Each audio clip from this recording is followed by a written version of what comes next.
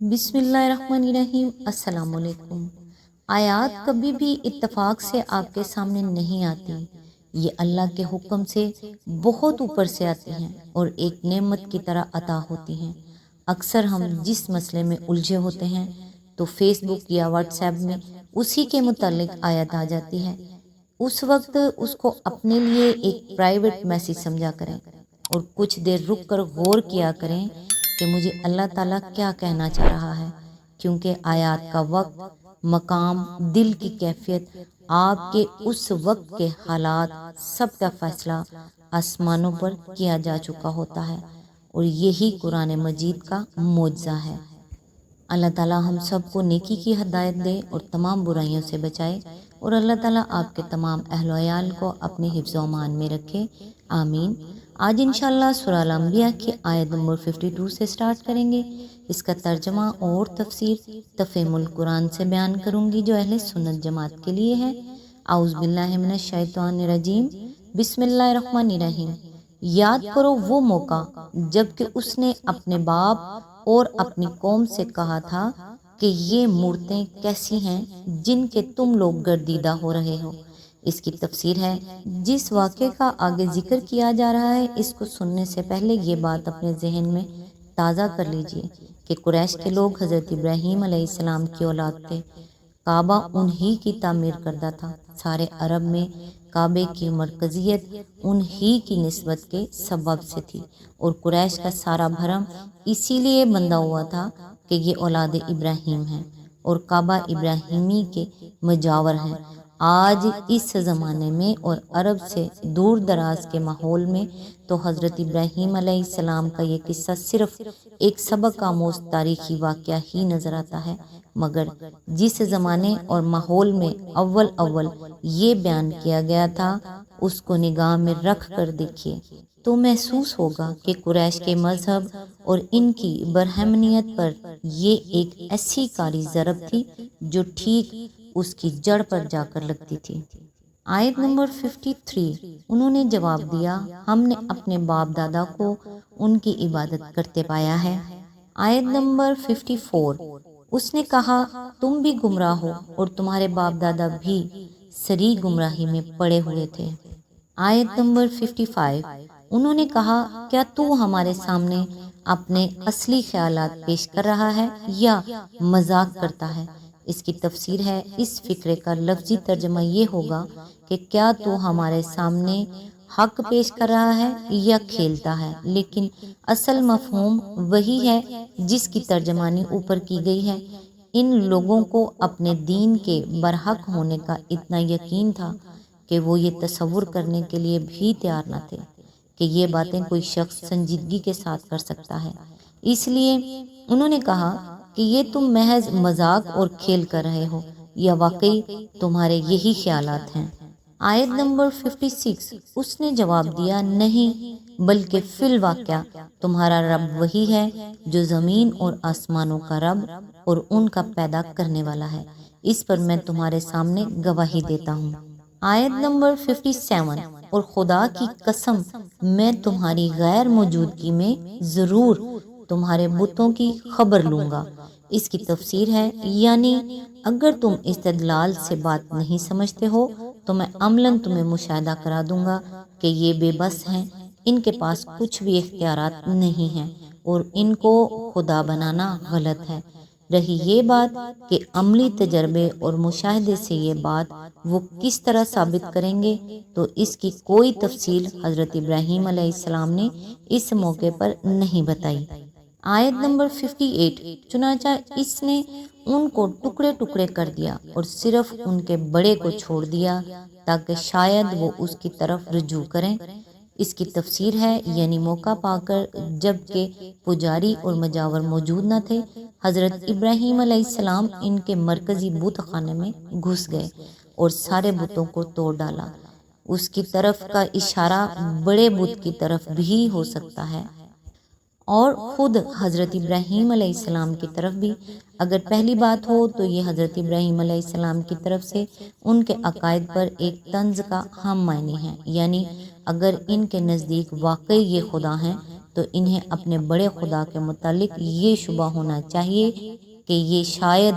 بڑے حضرت ان چھوٹے حضراتوں سے کسی بات پر بگڑ گئے ہوں اور سب کا کچومر بنا ڈالا ہو، یا پھر بڑے حضرت سے یہ پوچھیں کہ حضور آپ کی موجودگی میں یہ کیا ہوا،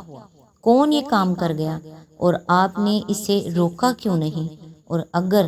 دوسرا مفہوم مراد لیا جائے تو حضرت ابراہیم علیہ السلام کا منشا اس کاروائی سے یہ تھا کہ اپنے بتوں کا یہ حال دیکھ کر شاید ان کا ذہن میری ہی طرف منتقل ہوگا اور یہ مجھ سے پوچھیں گے تو مجھ کو پھر ان سے صاف صاف بات کرنے کا موقع مل جائے گا۔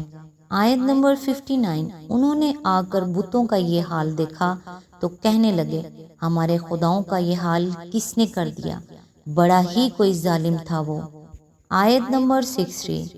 بعض لوگ بولے ہم نے ایک نوجوان کو ان کا ذکر کرتے سنا تھا جس کا نام ابراہیم ہے۔ آیت نمبر 61، انہوں نے کہا تو پکڑ لاؤ اسے سب کے سامنے تاکہ لوگ دیکھ لیں اس کی کیسی خبر لی جاتی ہے۔ اس کی تفسیر ہے یہ گویا حضرت ابراہیم علیہ السلام کی منہ مانگی مراد تھی، کیونکہ وہ بھی یہی چاہتے تھے کہ بات صرف پروہتوں اور پجاریوں ہی کے سامنے نہ ہو بلکہ عام لوگ بھی موجود ہوں اور سب دیکھ لیں کہ یہ بت جو ان کے قاضی الحاجات بنا کر رکھے گئے ہیں کیسے بے بس ہیں، اور خود یہ پروہت حضرات ان کو کیا سمجھتے ہیں۔ اس طرح ان پجاریوں سے بھی وہی حماقت سرزد ہوئی جو فرعون سے سرزد ہوئی تھی۔ اس نے بھی جادوگروں سے حضرت موسیٰ علیہ السلام کا مقابلہ کرانے کے لیے ملک بھر کی خلقت جمع کی تھی اور انہوں نے بھی حضرت ابراہیم علیہ السلام کا مقدمہ سننے کے لیے عوام کو اکٹھا کر لیا۔ وہاں حضرت موسیٰ علیہ السلام کو سب کے سامنے یہ ثابت کرنے کا موقع مل گیا کہ جو کچھ وہ لائے ہیں وہ جادو نہیں معجزہ ہے، اور یہاں حضرت ابراہیم علیہ السلام کو ان کے دشمنوں نے آپ ہی یہ موقع فراہم کر دیا کہ وہ عوام کے سامنے ان کے مکر و فریب کا طلسم توڑ دیں۔ آیت نمبر 62، ابراہیم علیہ السلام کے آنے پر انہوں نے پوچھا کیوں ابراہیم تو نے ہمارے خداؤں کے ساتھ یہ حرکت کی ہے؟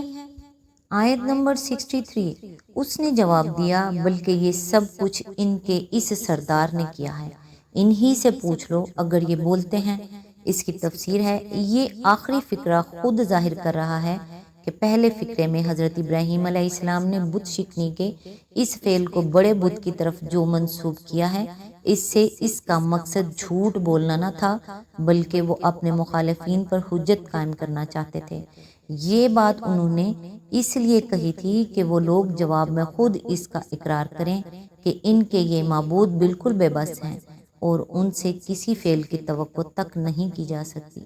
ایسے موقع پر ایک شخص استدلال کی خاطر جو خلاف واقعہ بات کہتا ہے اس کو جھوٹ قرار نہیں دیا جا سکتا، کیونکہ نہ وہ خود جھوٹ کی نیت سے ایسی بات کہتا ہے اور نہ اس کے مخاطب ہی اسے جھوٹ سمجھتے ہیں۔ کہنے والا اسے حجت قائم کرنے کے لیے کہتا ہے اور سننے والا بھی اسے اسی معنی میں لیتا ہے۔ بدقسمتی سے حدیث کی ایک روایت میں یہ بات آ گئی ہے کہ حضرت ابراہیم علیہ السلام اپنی زندگی میں 3 مرتبہ جھوٹ بولے ہیں۔ ان میں سے ایک جھوٹ تو یہ ہے اور دوسرا جھوٹ سورہ صفات میں حضرت ابراہیم علیہ السلام کا قول انی سکی میں ہے، اور تیسرا جھوٹ ان کا اپنی بیوی کو بہن کہنا ہے جس کا ذکر قرآن میں نہیں بلکہ بائبل کی کتاب پیدائش میں آیا ہے۔ ایک گروہ روایت پرستی میں غلو کر کے اس حد تک پہنچ جاتا ہے اس سے بخاری و مسلم کے چند راویوں کی صداقت زیادہ عزیز ہے اور اس بات کی پرواہ نہیں ہے کہ اس سے ایک نبی پر جھوٹ کا الزام عائد ہوتا ہے۔ دوسرا گروہ اس ایک روایت کو لے کر پورے ذخیرہ حدیث پر حملہ آور ہو جاتا ہے اور کہتا ہے کہ ساری ہی حدیثوں کو اٹھا کر پھینک دو کیونکہ ان میں ایسی روایتیں پائی جاتی ہیں، حالانکہ نہ ایک یا چند روایات میں کسی خرابی کے پائے جانے سے یہ لازم آتا ہے کہ ساری ہی روایات ناقابل اعتماد ہوں اور نہ فن حدیث کے نقطہ نظر سے کسی روایت کی سند کا مضبوط ہونا اس بات کو مستلزم ہے کہ اس کا متن خواہ کتنا ہی قابل اعتراض ہو مگر اسے ضرور آنکھیں بند کر کے صحیح مان لیا جائے۔ سند کے قوی اور قابل اعتماد ہونے کے باوجود بہت سے اسباب ایسے ہو سکتے ہیں جن کی وجہ سے ایک متن غلط صورت میں نقل ہو جاتا ہے اور ایسے مضامین پر مشتمل ہوتا ہے جن کی قباحت خود پکار رہی ہوتی ہے کہ یہ باتیں نبی صلی اللہ علیہ وآلہ وسلم کی فرمائی ہوئی نہیں ہو سکتی۔ اس لیے سند کے ساتھ ساتھ متن کو دیکھنا بھی ضروری ہے، اور اگر متن میں واقعی کوئی قباحت ہو تو پھر خواہ مخواہ اس کی صحت پر اصرار کرنا صحیح نہیں ہے۔ یہ حدیث جس میں حضرت ابراہیم علیہ السلام کے 3 جھوٹ بیان کیے گئے ہیں صرف اسی وجہ سے قابل اعتراض نہیں ہے کہ یہ ایک نبی کو جھوٹا قرار دے رہی ہے، بلکہ اس بنا پر بھی غلط ہے کہ اس میں جن 3 واقعات کا ذکر کیا گیا ہے وہ تینوں ہی محل نظر ہیں۔ ان میں سے ایک جھوٹ کا حال ابھی آپ دیکھ چکے ہیں کہ کوئی معمولی عقل و خرد کا آدمی بھی اس سیاق و سباق میں حضرت ابراہیم علیہ السلام کے اس قول پر لفظ جھوٹ کا اطلاق نہیں کر سکتا، کجا کہ ہم نبی صلی اللہ علیہ وآلہ وسلم سے معاذ اللہ اس سخن ناشناسی کی توقع کریں۔ رہا انی سکیم والا واقعہ تو اس کا جھوٹ ہونا ثابت نہیں ہو سکتا جب تک یہ ثابت نہ ہو جائے کہ حضرت ابراہیم علیہ السلام فی الواقعہ اس وقت بالکل صحیح و تندرست تھے اور کوئی ادنیٰ سی شکایت بھی ان کو نہ تھی۔ یہ بات نہ قرآن میں کہیں بیان ہوئی ہے اور نہ اس زیر بحث روایت کے سوا کسی دوسری معتبر روایت میں اس کا ذکر آیا ہے۔ اب رہ جاتا ہے بیوی کو بہن قرار دینے کا واقعہ، تو وہ بجائے خود ایسا محمل ہے کہ ایک شخص اس کو سنتے ہی یہ کہہ دے گا کہ یہ ہرگز واقعہ نہیں ہو سکتا۔ قصہ اس وقت کا بتایا جاتا ہے جب حضرت ابراہیم علیہ السلام اپنی بیوی حضرت سارہ کے ساتھ مصر گئے ہیں۔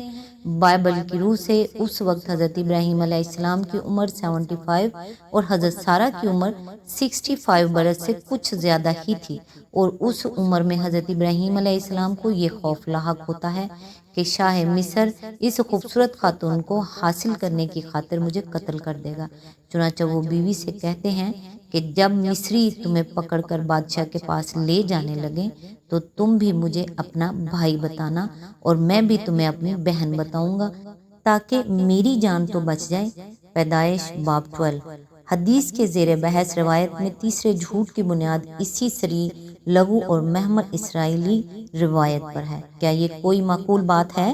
کہ جس حدیث کا متن ایسی باتوں پر مشتمل ہو اس کو بھی ہم نبی صلی اللہ علیہ وآلہ وسلم کی طرف منسوب کرنے پر صرف اس لیے اصرار کریں کہ اس کی سند مجروح نہیں ہے؟ اسی طرح کی افراد پسندیاں پھر معاملے کو بگاڑ کر اس تفرید تک نوبت پہنچا دیتی ہیں جس کا مظاہرہ منکرین حدیث کر رہے ہیں۔ آج تک کے لیے بس اتنا ہی، نیکسٹ انشاءاللہ آیت نمبر 64 سے سٹارٹ کریں گے۔ تب تک کے لیے دعاؤں میں یاد رکھیے گا۔ اللہ حافظ۔